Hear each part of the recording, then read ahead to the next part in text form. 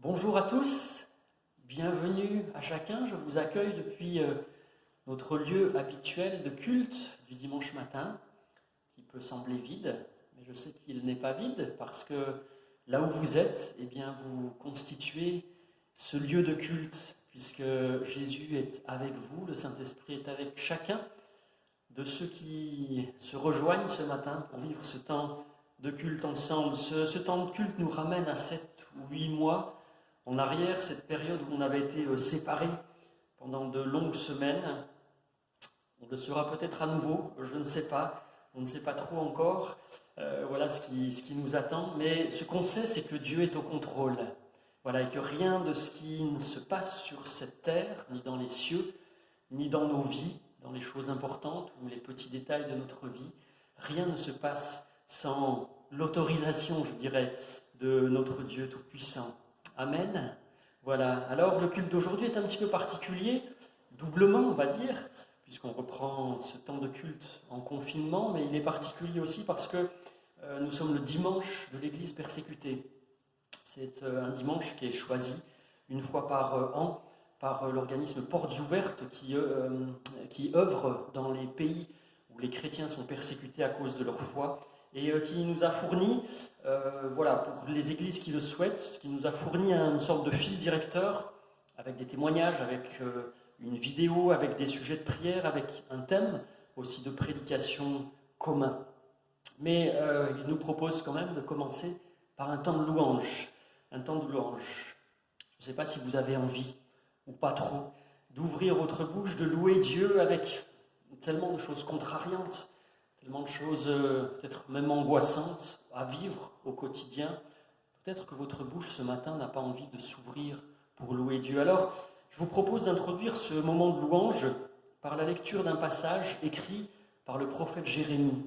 Jérémie, ce jeune prophète qui est déporté, qui est exilé, qui est persécuté par son peuple et qui aurait mille et une raisons de ne pas ouvrir sa bouche pour parler de Dieu, voire même de se mettre en colère contre Dieu, et qui nous dit pourtant, il nous dit dans Lamentation 3, versets 21 à 26, il nous dit « Voici ce que je veux repasser en mon cœur, ce qui me donnera de l'espérance. Les bontés de l'Éternel ne sont pas épuisées, ses compassions ne sont pas à leur terme, elles se renouvellent chaque matin. Oh, que ta fidélité est grande. L'Éternel est mon partage, dit mon âme, c'est pourquoi je veux espérer en lui. L'Éternel a de la bonté pour qui espère en lui, pour l'âme qui le cherche. Il est bon d'attendre en silence le secours de l'Éternel. » Jérémie, c'est ce jeune prophète, ce jeune homme qui est appelé par Dieu pour être prophète, et puis il est déporté, il est exilé, il est persécuté, il est confiné, je dirais, puisqu'il est jeté au fond d'un puits, un confinement bien moins confortable que nos canapés, qu'on peut trouver quelquefois pas confortables. Mais lui, il fait le choix de repasser dans son cœur.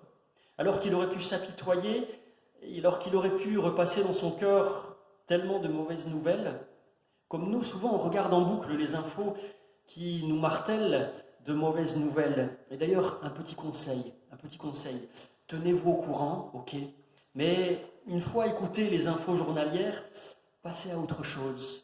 Arrêtez la télé, arrêtez de regarder les infos qui défilent sans cesse sur Internet, etc. Et puis, prenez votre Bible et lisez des paroles d'espérance, des promesses de Dieu. Ne faites pas comme ce monde qui retient toujours les mauvaises nouvelles. Le plus mauvais, ce monde qui a retenu de Jérémie le mot jérémiade. Quelqu'un qui se plaint, quelqu'un qui est malheureux qui se plaint, et qui n'a pas retenu la foi vivante de Jérémie. Parce que Jérémie, même s'il parle de sa dure réalité de témoin de Dieu, il a cette ferme assurance, cette foi en celui qu'il a envoyé. Et il a cette ferme assurance qui fait qu'il choisit de repasser en son cœur, non pas les mauvaises nouvelles, mais les promesses de Dieu, la réalité de sa fidélité, la réalité de sa bonté, la réalité de sa toute-puissance, la réalité de son amour. Et il sait, comme il le dit, que les bontés de l'Éternel ne sont pas épuisées et que ses compassions ne sont pas à leur terme. Alors, à l'identique de Jérémie, je vous invite ce matin à tourner vos regards, non pas sur les mauvaises nouvelles, mais comme Jérémie sur les bonnes nouvelles, à tourner votre regard vers celui qui est le Seigneur le vrai seul Seigneur, le vrai seul Dieu de tout l'univers, ce Dieu tout-puissant qui jamais ne défaille, jamais. Tournez les yeux vers le Seigneur.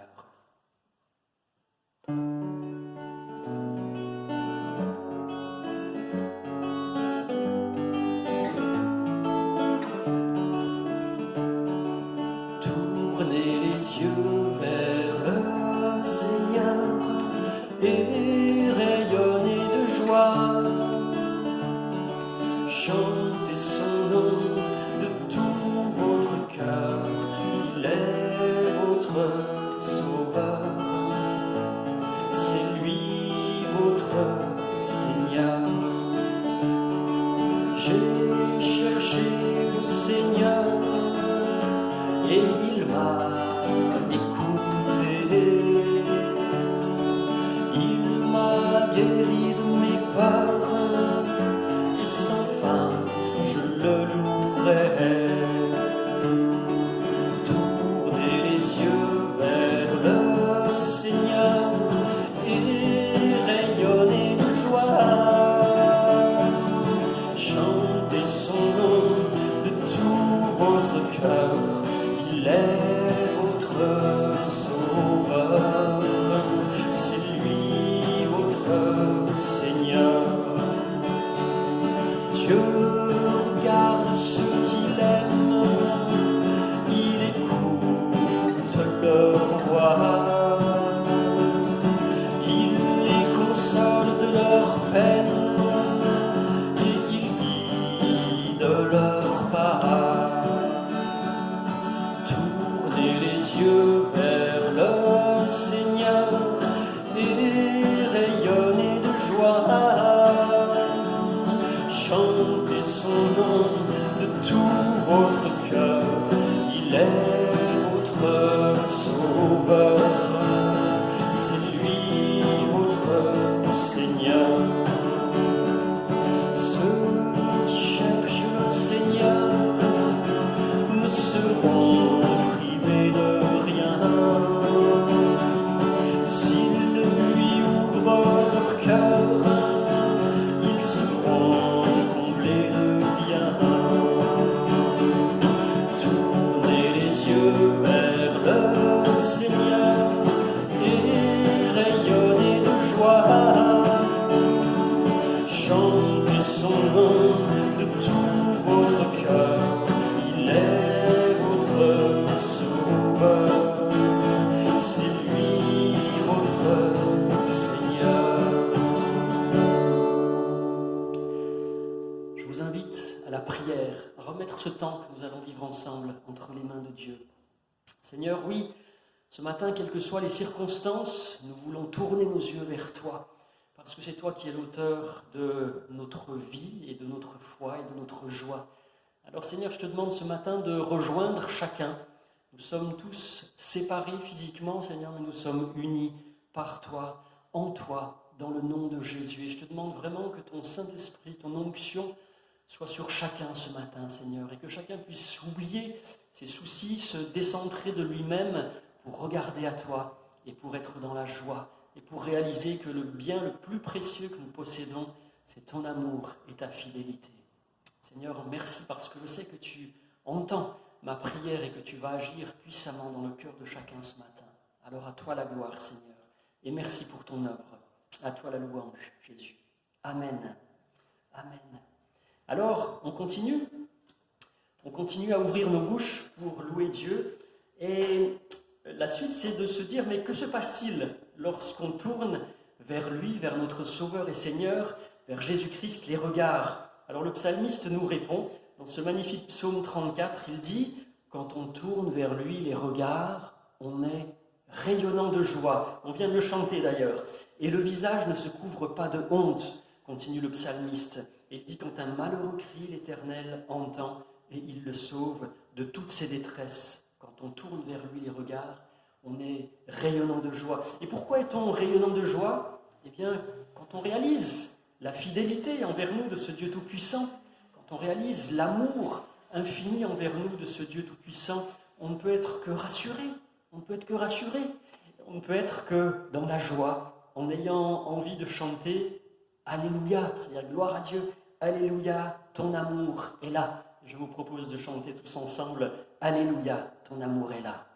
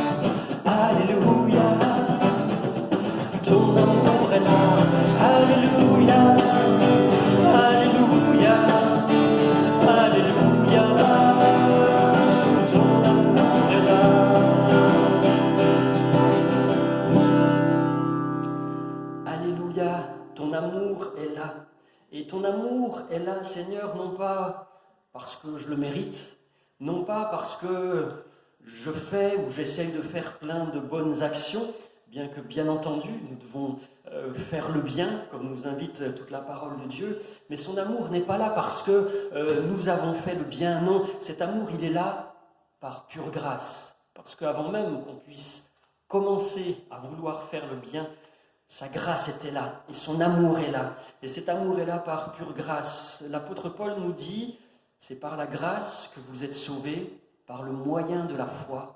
Et cela ne vient pas de vous, c'est un don de Dieu. C'est le don de Dieu. Cette grâce est un don, un magnifique cadeau de la part de Dieu. Et nous voulons chanter cette grâce infinie par ce chant magnifique qui est l'air internationalement connu de Amazing Grace, grâce infinie de notre Dieu qui un jour m'a sauvé.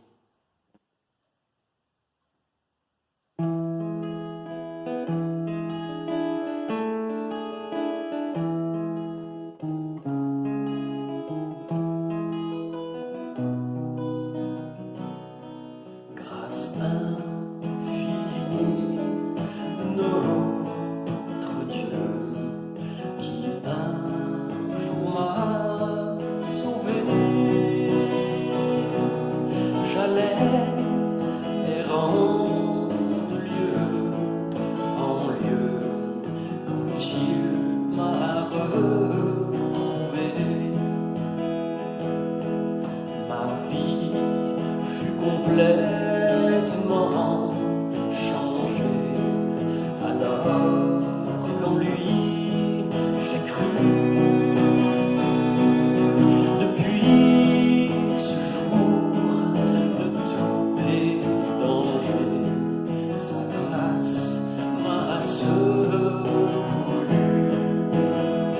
Mes chaînes enfin sont enlevées,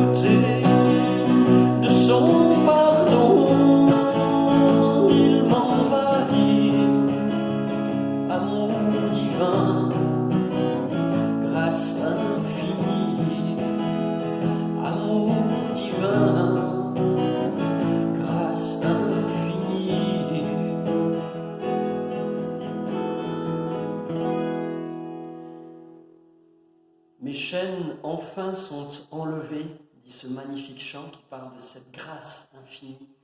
Au travers de ce culte en lien avec l'Église persécutée, au travers des témoignages que nous allons entendre de nos frères et sœurs persécutés dans ce monde, on veut réaliser tout à nouveau que les chaînes des hommes ne peuvent pas enlever la liberté que Dieu nous a donnée. Et il a donné cette liberté à ceux qui ont accepté que Dieu les délivre, les libère des chaînes du péché. Et rien ne pourra nous remettre sous l'esclavage. Sous l'esclavage, même si nous sommes avec des chaînes humaines, nous sommes libres. Si le Fils vous affranchit, vous serez réellement libres, dit Jésus. Alors, nous allons continuer avec un temps de partage de la parole au travers d'un psaume qui est partagé dans toutes les communautés protestantes évangéliques ce matin, qui suivent ce culte du dimanche de l'Église persécutée. Mais je vais vous inviter avant à écouter une vidéo qu'on va projeter maintenant et un partage de témoignages et qui donnera aussi une direction à la prédication. Alors, je vous invite à écouter cette vidéo et puis je vous retrouve après.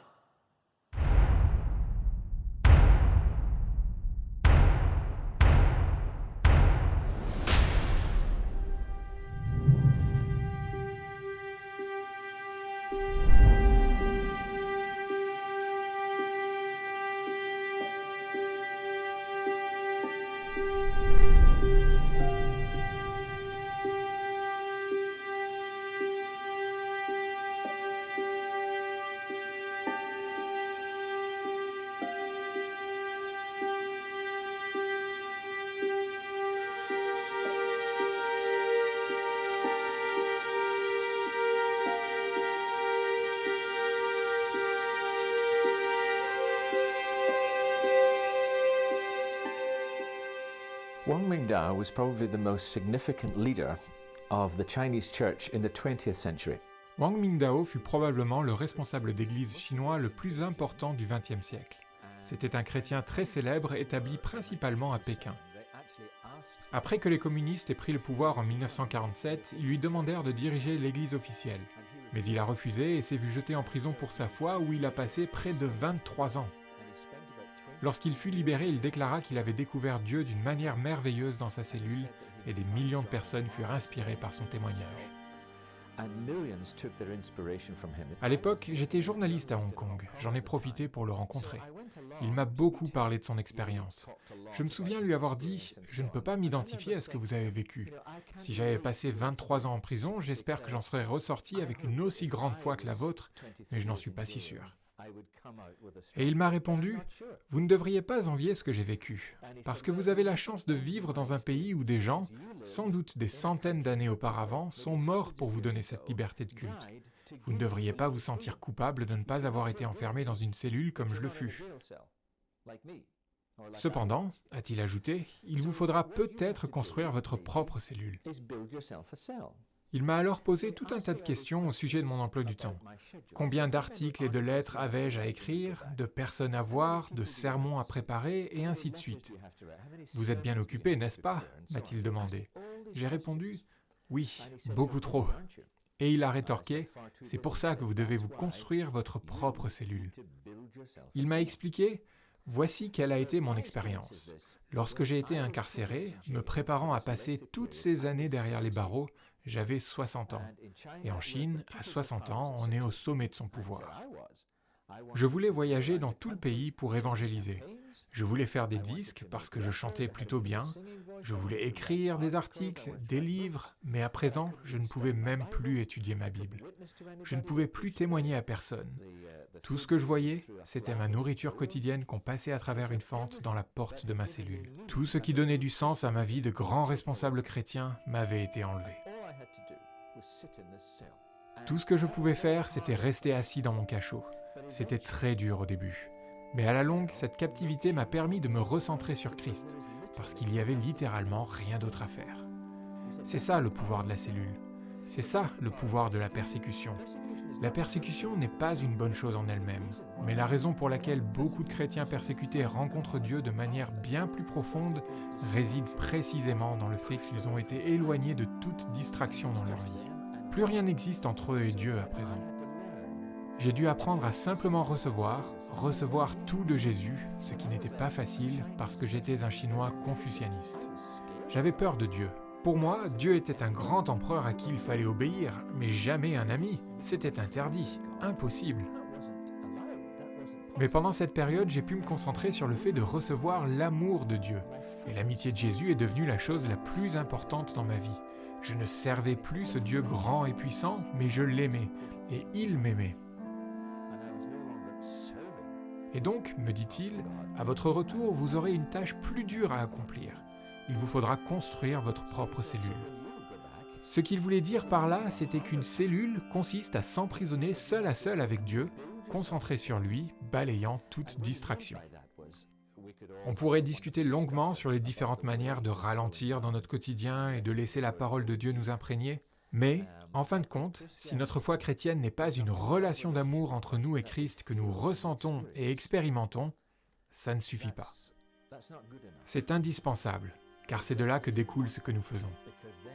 Et nous savons que c'est réel. Si cet homme a pu rester enfermé 23 ans dans sa cellule, en sortir et déclarer que ce fut une expérience magnifique, merci Seigneur, car ça lui a permis de connaître Christ comme ami, alors ça vaut la peine de le faire. C'est peut-être même la chose la plus importante que nous ayons jamais à faire. This is worth doing. Perhaps the most important thing we can ever do.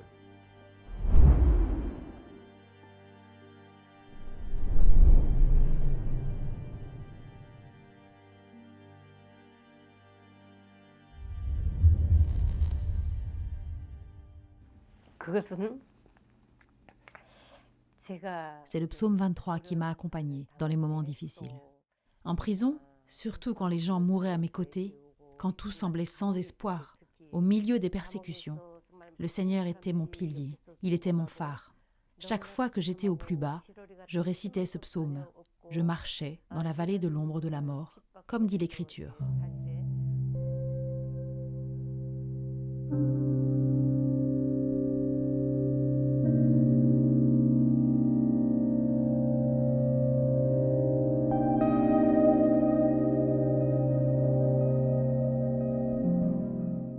Quand je suis arrivée à la prison, j'ai jeté un coup d'œil rapide autour de moi. Il y avait une clôture pour que personne ne puisse s'échapper. Elle est de forme carrée et très haute. C'est une clôture en fil de fer barbelé, avec 3 lignes d'enchevêtrement. Et à chaque coin de la clôture, il y a des gardes avec des armes. Si quelque chose se passe dans la prison, les gardes peuvent tirer des coups de feu aux 4 coins. Et en plus, il y a une porte en fer vraiment gigantesque. Au-dessus de cette porte sombre, il est écrit « Ne fuyez pas. S'enfuir mène à l'autodestruction ». Chaque fois que des gens regardent cette phrase, ils sont impressionnés, découragés. En regardant cette porte, j'ai dit « Dieu, je franchis cette porte aujourd'hui. Est-ce que je serai encore vivante pour la franchir à nouveau dans 3 ans ?» Je priais en larmes. Et le Seigneur m'a dit « Ne t'inquiète pas, je t'aiderai. » Il m'a parlé ainsi. J'ai mis ma foi en Jésus, qui a promis d'être avec moi, même sur le chemin le plus sombre. Je pourrais franchir à nouveau cette porte, avec l'assurance que je ne mourrai pas. Dans la prison, les hommes et les femmes étaient séparés. Tous les détenus semblaient sur le point de s'évanouir. Ils étaient tous désespérés, et en plus, ils étaient affamés. Chaque personne recevait une poignée de maïs pourri par jour. Il n'y avait rien d'autre à manger. On recevait aussi quelque chose de liquide. Ce n'était même pas une soupe. Nous avions ça à manger toute l'année durant. Il n'y avait rien d'autre. Et on était obligé de travailler plus que des bêtes de somme. Et comme tout le monde était obligé de travailler, les gens mouraient de malnutrition. Tant de morts, et il n'y avait aucun espoir dans la prison. Tous étaient au bord de la mort. La seule raison pour laquelle j'ai pu en sortir vivante ? Personne ne m'a rendu visite, mais Jésus était toujours avec moi. J'ai continuellement médité sur la parole. Je louais Dieu en chuchotant. C'est ainsi que j'ai pu survivre. Je chantais des louanges en secret, et quand j'étais découverte par le garde, j'étais battue presque à mort. Par la grâce de Dieu, nous avons pu sortir vivants de cette prison. Dieu m'a protégée par sa grâce. 나 같은 죄인 살리신 주은혜 고마워 잃었던 생명 찾았고 광명을 얻었네.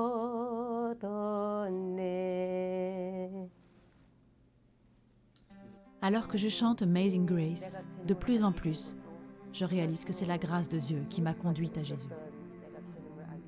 Je me rends compte à quel point j'étais pécheresse. Après avoir connu le Christ, Dieu m'a fait grandir dans la prison comme le feu purifie l'or. Dieu m'a donné une foi qui est comme de l'or pur. Je suis tellement reconnaissante qu'il m'ait donné la foi de ne regarder que lui et de l'aimer lui seul. C'est pourquoi je pleure chaque fois que je chante cet hymne, parce que je suis si reconnaissante pour sa grâce. Se concentrer sur Jésus-Christ afin de suivre sa volonté sur cette terre, me consacrer et être prête à donner ma vie, c'est ça la foi. Vivre pour sa gloire et lui donner ma vie. Et aussi avoir confiance en toutes ses promesses. J'espère pouvoir conserver une telle foi. 확고하게 믿고 나아가는 그런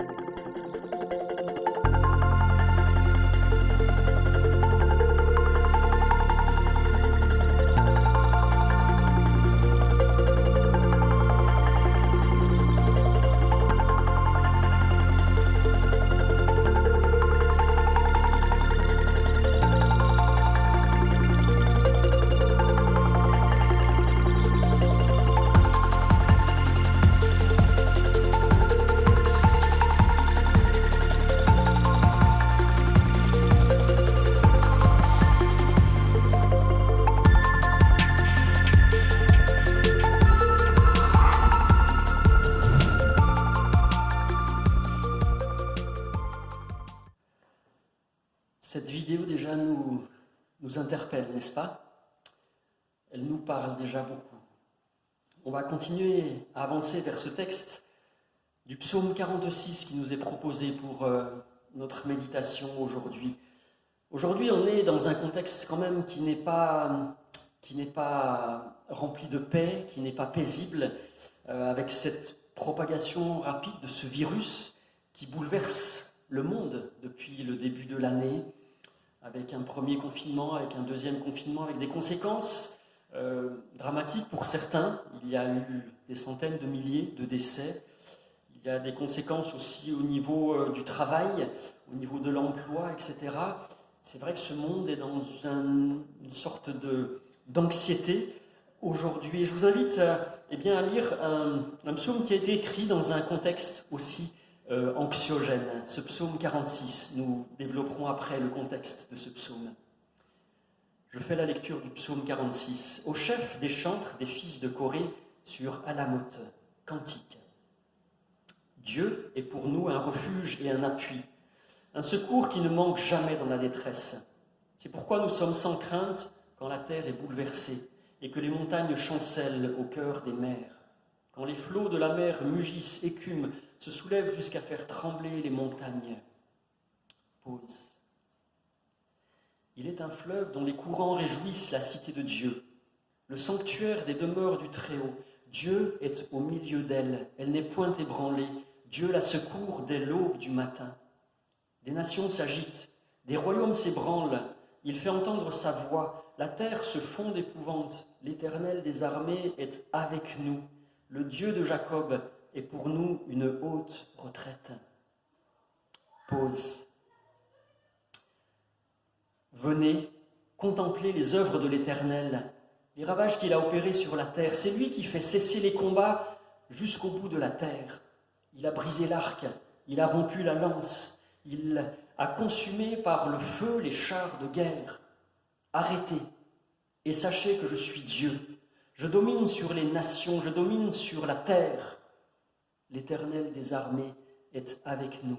Le Dieu de Jacob est pour nous une haute retraite. Pause. Ce psaume 46 relate un moment effrayant qui est écrit non pas dans un contexte d'épidémie, de maladie, mais dans ce contexte de l'invasion du royaume assyrien. Le royaume assyrien qui a envahi le royaume de Juda. Jérusalem est en siège, Jérusalem est assiégée. Et c'est à l'époque du roi Ézéchias et du prophète Ésaïe. Nous trouvons ce récit dans le livre de 2 Rois au chapitre 18. Vous pourrez le relire si vous le souhaitez après ce temps de culte ou dans la semaine. Et à ce moment-là, la peur et la terreur sont emparées de tous les habitants du royaume de Juda, de Jérusalem, face à ces envahisseurs assyriens qui avaient une réputation de cruauté extrême dans le monde de l'Orient de l'époque.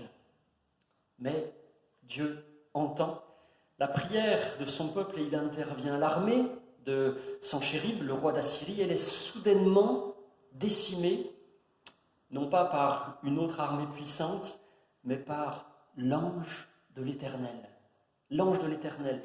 Vous vous souvenez qui est caché, entre guillemets, derrière l'ange de l'Éternel dans beaucoup de situations décrites dans l'Ancien Testament où l'ange de l'Éternel intervient. On en a parlé en creusant un psaume il y a quelque temps de cela. La réponse, c'est Jésus, qui est derrière cet ange, qui est cet ange de l'Éternel. Et l'intervention de cet ange de l'Éternel entraîne la fuite de cette armée redoutable et redonne l'espoir aux habitants de Jérusalem. Verset 6 dit « Dieu est au milieu de sa ville et elle n'est pas ébranlée ». Les descendants de Corée, ceux qui ont écrit ce psaume, c'était ceux qui étaient assistants dans le service du temple. Et ils nous disent, ce magnifique verset 2 qui est l'introduction, ils disent « Dieu est pour nous un refuge et un appui, un secours toujours présent dans la détresse ». Il nous exhorte à tenir ferme, à ne pas nous désespérer, à tenir ferme dans l'épreuve du moment, à tenir ferme dans l'espérance parce que, dit le verset 10, Dieu a brisé l'arc, il a rompu la lance, il a détruit par le feu les chars de guerre. Et quelque part, on pourrait dire que le psaume pourrait s'arrêter là, n'est-ce pas ? La victoire de cet ange de l'Éternel, mais Dieu nous conduit plus loin. Au-delà du combat physique avec des armées humaines, au verset 11, il nous donne une interpellation, une injonction, un ordre, quelque part, qui est inattendu. Voyant cela, on aurait, ce verset 10, la victoire de l'ange de l'Éternel, on aurait tendance à partir dans un mouvement de joie retentissante, et puis, je ne sais pas, de faire le tour de la ville en chantant. Mais le verset 11 nous dit quelque chose, un ordre. Il dit « arrêtez, arrêtez ». Ce n'est pas un appel à ralentir, à, je ne sais pas, c'est clair si vous voulez. S'arrêter, c'est clair. Si vous vous arrêtez, c'est que vous devenez immobile. C'est arrêter toute activité, qu'elle soit physique ou qu'elle soit mentale. Ces activités, vous savez, qui peuvent prendre un rythme tellement effréné si nous ne prenons pas garde à nous-mêmes, qui peuvent nous étouffer, qui peuvent tout étouffer. On peut dire, mais pourquoi s'arrêter ? Eh bien, parce que justement, beaucoup de choses étouffent ce relationnel, ce cœur du Père qui veut s'approcher de nous, qui veut que nous nous approchions de lui, nous arrêter. Approchez-vous de Dieu, il s'approchera de vous, dit l'apôtre Jacques, dans Jacques 4, 8. Réalisez que Dieu est là, qu'il attend qu'on se calme, si vous me permettez l'expression, qu'il attend qu'on se calme, qu'il attend qu'on cesse de s'agiter pour nous parler, pour qu'on entende le son de sa voix. Et le chemin que nous devons emprunter, c'est l'arrêt, s'arrêter. Dieu nous invite à bâtir cette relation de proximité, de communion, de dépendance totale avec lui. Comme on a besoin de l'air qu'on respire, on ne peut pas s'arrêter de respirer. Je ne sais pas quel est le record d'apnée, mais on ne peut pas s'arrêter de respirer une demi-heure ou une heure, bien sûr. Le chemin que nous devons emprunter, c'est l'arrêt. Et l'Église persécutée a une leçon importante à nous donner à ce sujet. Comment Dieu se révèle à ceux qui sont forcés de tout arrêter, à ceux qui sont marginalisés, humiliés, mis sur le côté, opprimés ou emprisonnés pour leur foi en Jésus. Ces moments d'arrêt, d'interruption, sont des moments qui peuvent être terrifiants, violents, longs, destructeurs, bien plus longs que le confinement, que nous avons vécu au printemps dernier, que nous sommes en train de vivre à nouveau pour une durée indéterminée. Mais arrêtez, c'est l'ordre de l'Éternel. Et quand Dieu dit arrêter, il y a deux solutions possibles. Soit j'entends, j'obéis, et je m'arrête de moi-même pour dire parle Seigneur, je t'écoute. Soit j'entends, je n'obéis pas, je continue ma course effrénée, et là, bien souvent, c'est Dieu qui m'arrête. Et si on regarde la parole de Dieu, si on fait le décompte dans la Bible, c'est très souvent, pour ne pas dire quasiment systématiquement, que c'est Dieu qui arrête les hommes plutôt que l'inverse. C'est Dieu qui arrête ceux à qui il veut dire quelque chose de particulier plutôt que l'arrêt volontaire de chaque être humain. Alors, simplement, la logique, c'est de se dire, mais oui, effectivement, notre rythme, il n'est pas celui de Dieu, malheureusement. Et le constat à faire, c'est que nous ne sommes pas suffisamment à l'écoute de Dieu. Je vous propose d'écouter ce témoignage du pasteur Wang, dont Loïc va nous lire maintenant le témoignage. Bonjour, en ce dimanche de l'Église persécutée, je vais vous lire un témoignage d'un frère évangéliste qui a été persécuté à cause de sa foi.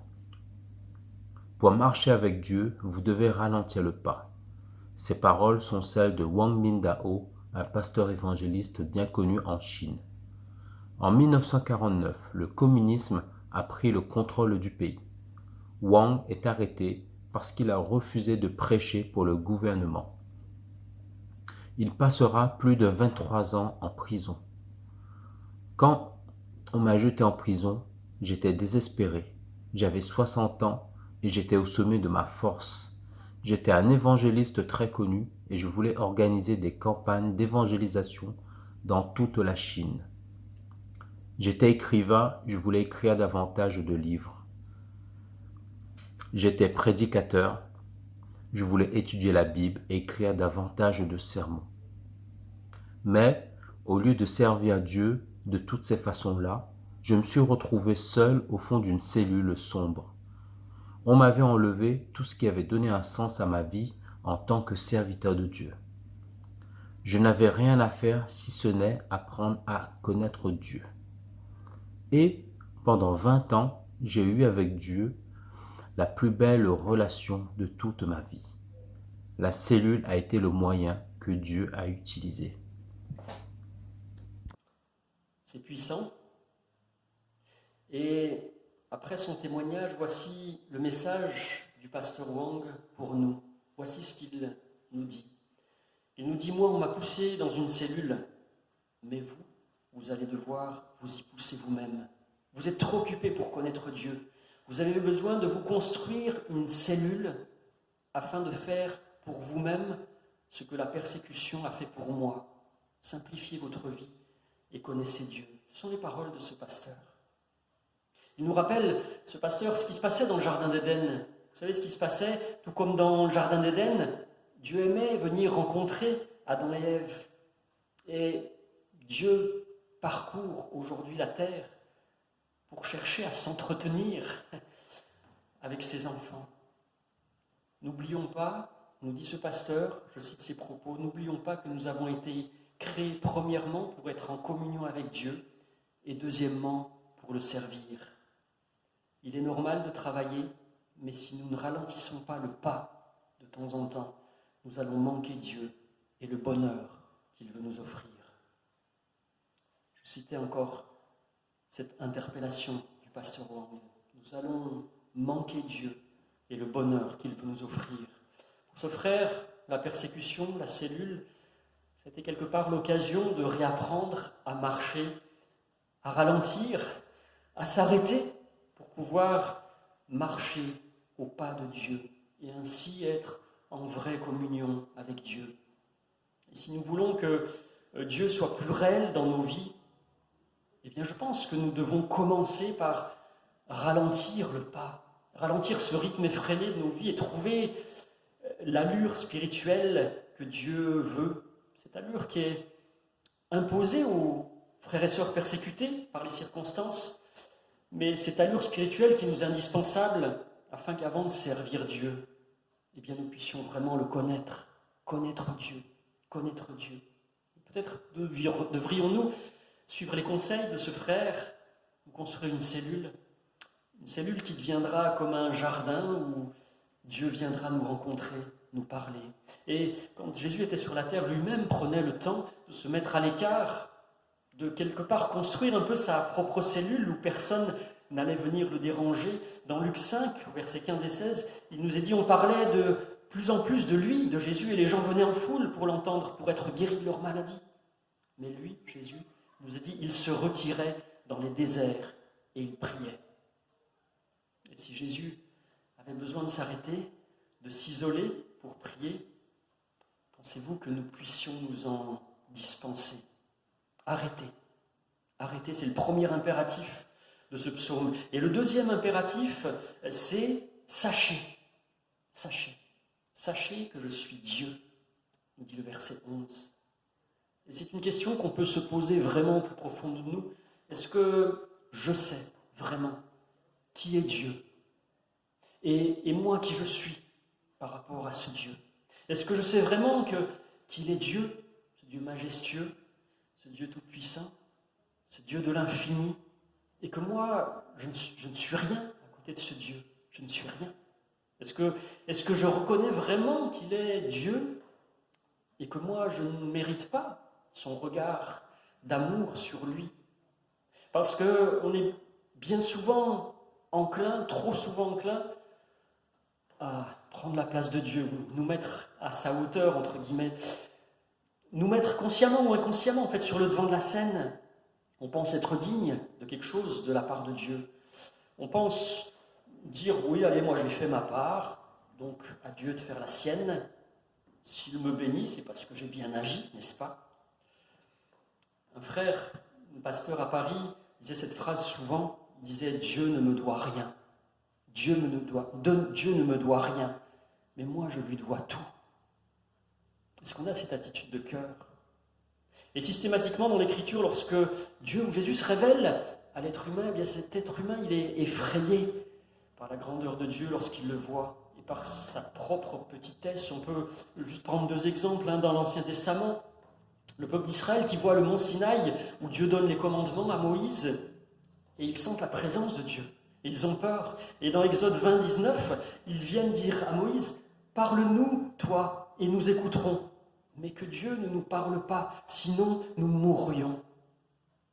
Ils ont la réalisation ils ont la conscience quelque part de la grandeur et de la sainteté de Dieu et de leur petitesse à côté et de leur péché à côté.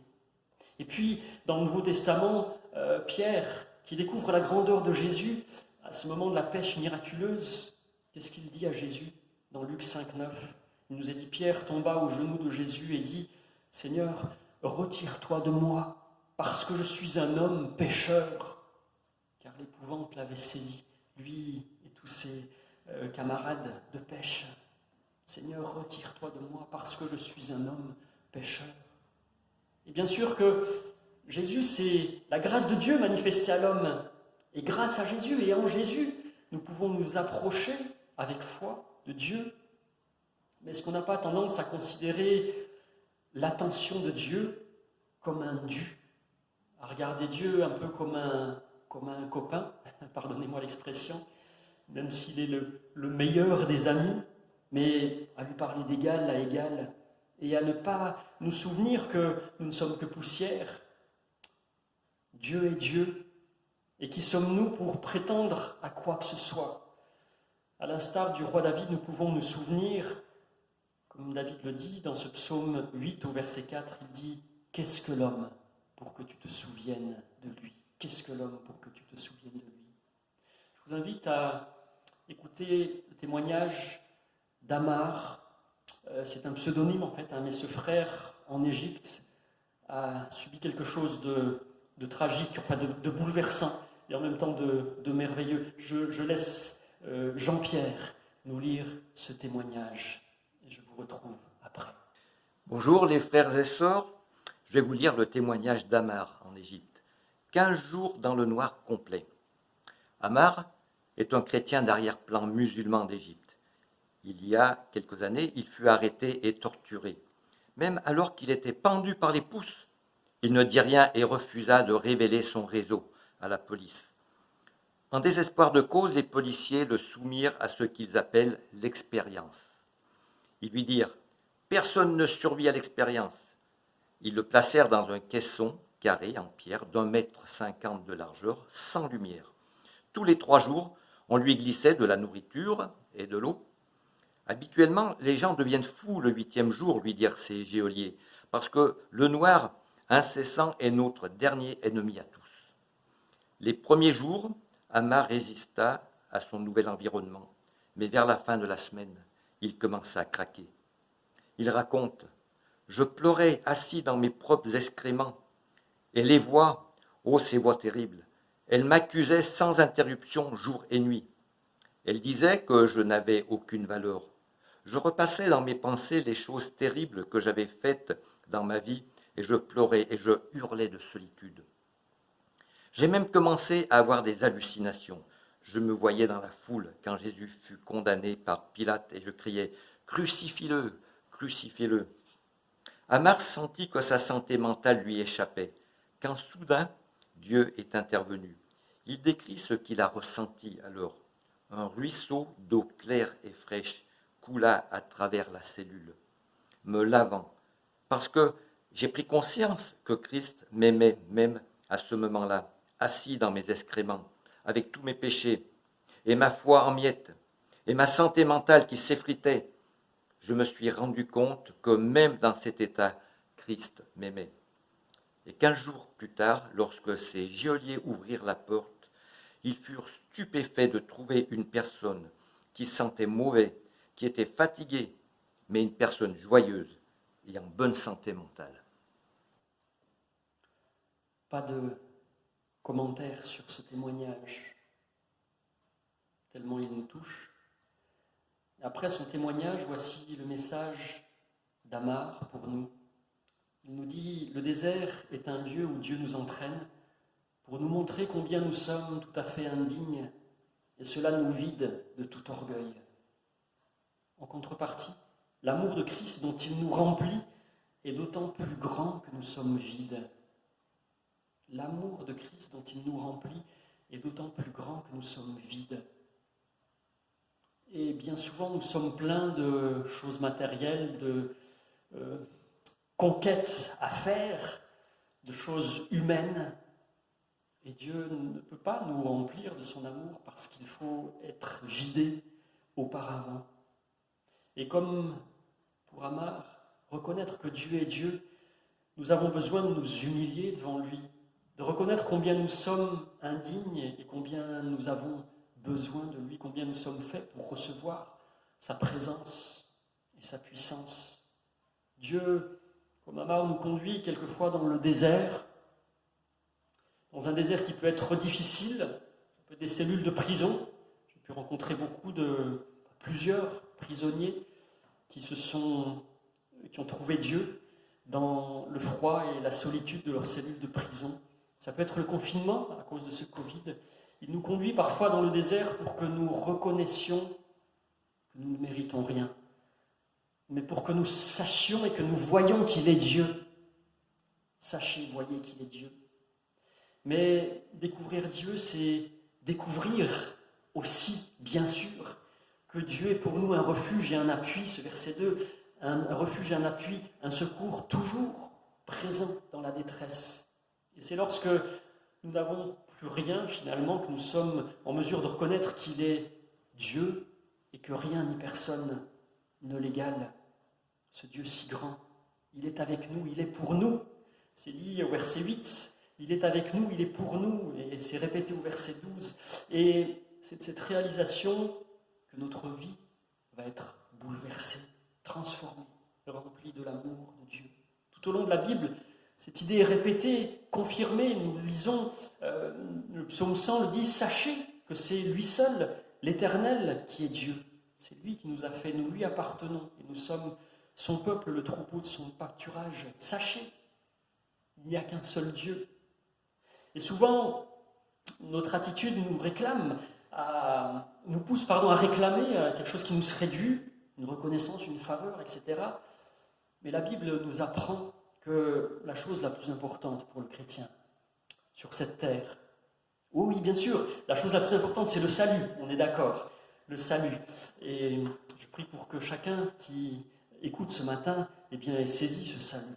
Mais après le salut, qu'on doit accepter pendant qu'on est sur cette terre, car après ce sera trop tard, la chose la plus importante pour nous, elle nous sera donnée non pas sur cette terre, mais elle nous sera donnée en haut.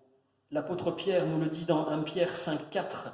Il dit « Et lorsque le souverain pasteur paraîtra, Jésus-Christ, vous obtiendrez la couronne incorruptible de la gloire. » La couronne incorruptible de la gloire. Amen. Et en attendant cela, je dois être ce serviteur fidèle à l'écoute des ordres de son maître.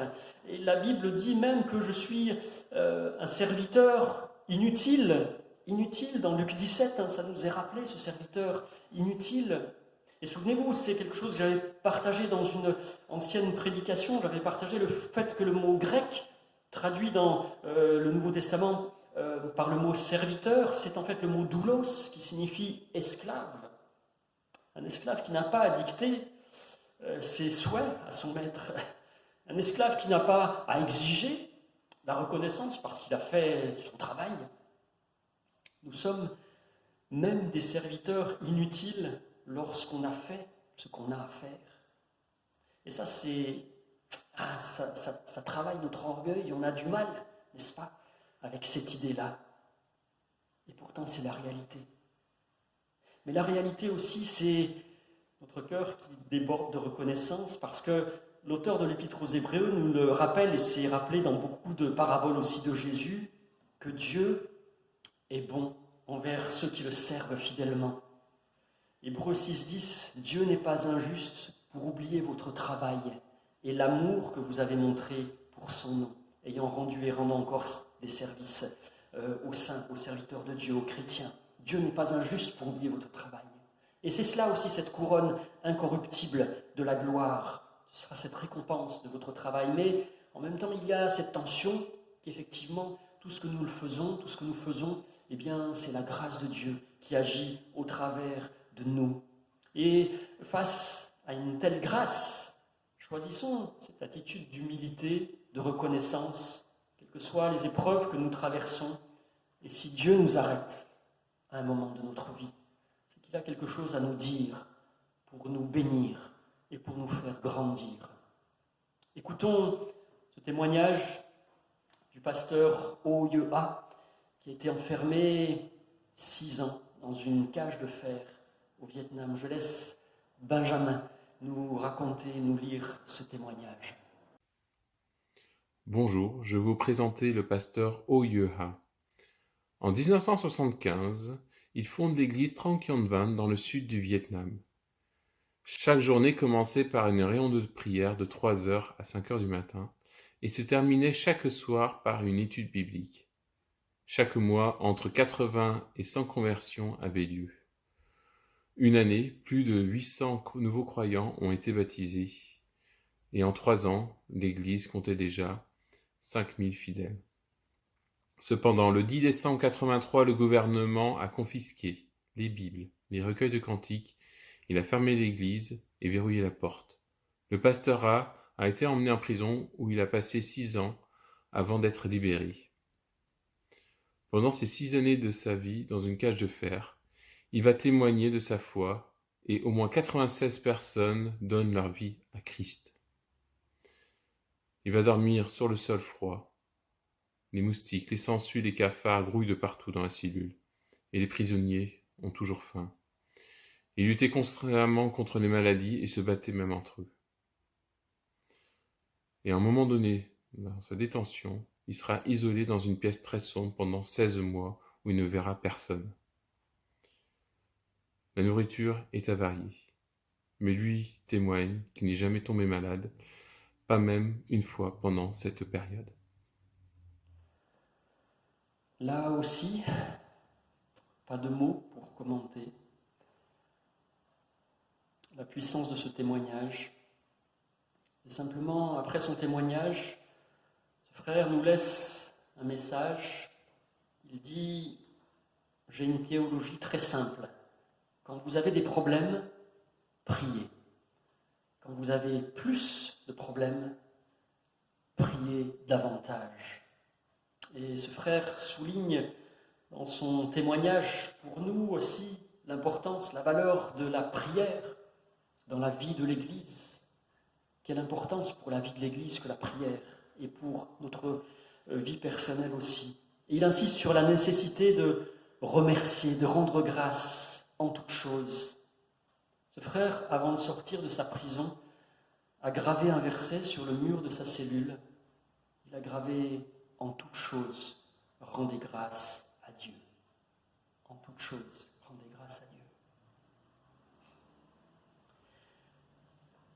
Simplement, en conclusion, on peut revenir sur ces paroles du pasteur Wang. Pour marcher avec Dieu, vous devez ralentir le pas. Simplifiez votre vie et reconnaissez Dieu. Nous avons été créés pour être premièrement en communion avec Dieu et ensuite pour le servir.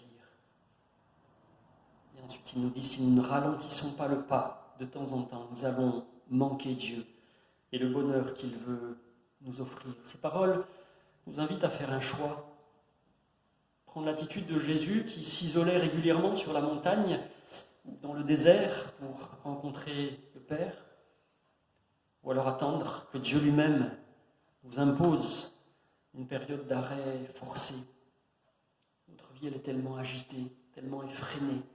À l'exemple de ce frère, de ce pasteur Wang, avant son incarcération. Mais Dieu veut nous donner cet immense privilège de la communion avec lui, de passer plus de temps avec lui, de découvrir qu'il est le Dieu de l'univers et que sa présence nous comble. Notre assurance, elle est de savoir que grâce au sacrifice de Jésus, nous avons un libre accès auprès de ce Dieu si grand et si puissant. Et nous sommes rassurés, parce que comme cela est cité 2 fois dans le psaume 46, « L'Éternel des armées est avec nous, le Dieu de Jacob est pour nous une haute retraite. » Mes amis, mes frères, mes sœurs, mes bien-aimés, mais que peut-on souhaiter de meilleur qu'une relation d'intimité avec l'Éternel des armées? Que peut-on souhaiter de meilleur que d'être en sécurité dans sa haute retraite? Arrêtez, sachez que je suis Dieu. Quelle réponse donnerons-nous à Dieu ce matin? Quelle réponse lui donnerons-nous pendant ce temps de confinement, ce temps d'épreuve? Je vous invite à quelques instants de silence pour laisser le Saint-Esprit vous parler, toucher votre cœur, laissez votre cœur être imprégné de ce message, de cette invitation, de cet ordre. Arrêtez, sachez que je suis Dieu, parce que Dieu veut vous bénir ce matin. Quelques instants de silence. Vous pouvez peut-être mettre la vidéo sur pause si vous le souhaitez. Je vous invite à quelques instants de silence.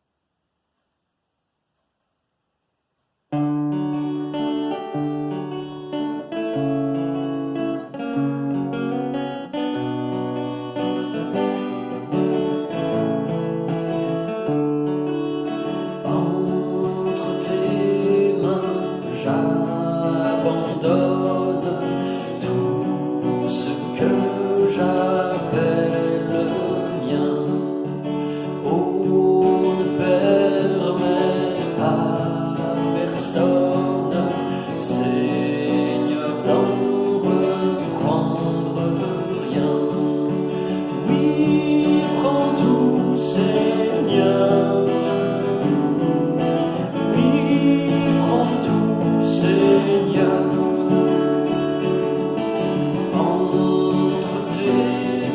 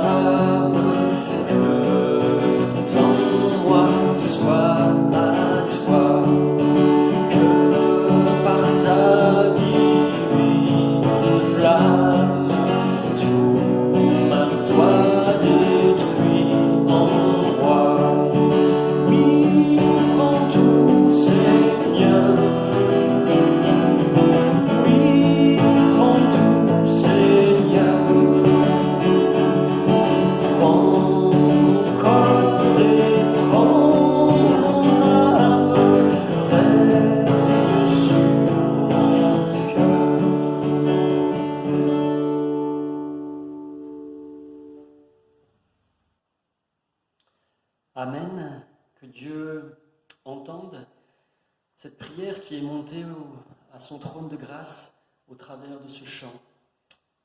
Et Dieu répondra, cela est sûr. Voilà, nous avons été interpellés par le témoignage de nos frères ce matin et nous sommes invités à prier pour eux, à pas simplement être au bénéfice de leur témoignage et leur exhortation, mais aussi à nous engager dans la prière et concrètement aussi. Alors, Portes Ouvertes nous invite à prier pour 4 sujets en particulier, 4 frères et sœurs en particulier, qui s'affichent. Donc, le frère en Chine, le frère Alim Yan Imit, qui est en prison depuis 2008 à cause de sa foi, faussement accusé bien sûr d'avoir livré des secrets d'État à des organisations extérieures. Vous pouvez noter son nom et puis prier pour lui. Le frère Kiflou Gebre Meskel en Érythrée, qui est en prison depuis 16 ans, depuis 2004. Ce pasteur qui n'a jamais eu de procès. Ne l'oublions pas, ne l'oublions pas. Cette sœur qui est au Pakistan, Shagufta Kausar, qui est en prison depuis 7 ans, depuis 2013, à cause de sa foi, condamnée à mort, ainsi que son mari, faussement accusé de blasphème.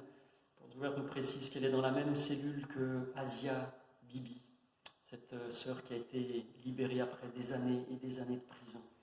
Et nous prions pour que cette sœur puisse être aussi libérée de la même manière que ses autres frères et sœurs. Et nous sommes invités à prier pour une 4e personne, un 4e frère qui s'appelle Mohamed Wafadar, dans un pays que nous affectionnons particulièrement, ici à Ambérieux, qui est iranien. Il est en Iran, il est condamné à 5 ans de prison depuis relativement peu de temps, depuis juin 2020. Il est faussement accusé d'atteinte à la sécurité nationale. Ne l'oublions pas, ne l'oublions pas. Il a été arrêté chez lui lors d'une réunion de maison. N'oublions pas nos frères et sœurs, ne les oublions pas dans la prière. Vous pourrez regarder à nouveau cette vidéo si vous n'avez pas eu le temps de noter leur nom, de prendre leur nom et de prier vraiment pour eux quotidiennement. Et puis de soutenir aussi concrètement Portes Ouvertes. Parce que l'apôtre Jean nous dit n'aimons pas en parole et avec la langue, mais aimons en action et avec vérité. Donc, moi je vous invite simplement dans les jours ou les semaines qui viendront à volontairement vous priver de quelque chose qui n'est sûrement pas essentiel, ou peut-être même quelque chose d'essentiel, et le mettre de côté pour aider Portes Ouvertes et faire un don à Portes Ouvertes, qui apporte la Bible, mais qui apporte bien sûr aussi de l'aide alimentaire, de l'aide scolaire, de l'aide en tout genre, au logement, etc., de l'aide pour la formation professionnelle, pour ces chrétiens, ces frères et sœurs qui sont mis sur le côté, méprisés, ou qui sont en prison à cause de leur foi. N'aimons pas en parole et avec la langue, mais en action et avec vérité. Qu'est-ce que vous allez mettre de côté ces jours qui viennent, des choses dont vous pouvez vous passer, dont je peux me passer, je vais sérieusement réfléchir aussi à le faire. Voilà, notre temps de culte tire à sa fin. Et avant de vous quitter avec 2 invitations, une pour la scène et une pour une exhortation, voilà, je vous invite à chanter ce chant qui dit « Sur le chemin, va sans peur ». Parce que quand Dieu nous invite, il nous invite à marcher avec lui. Bien sûr, cela a un coût, cela a un prix, cela peut nous faire peur, mais Dieu nous invite à ne pas avoir peur. Pourquoi ? Parce que Jésus est devant toi. Sur le chemin, va sans peur, car Jésus est devant toi.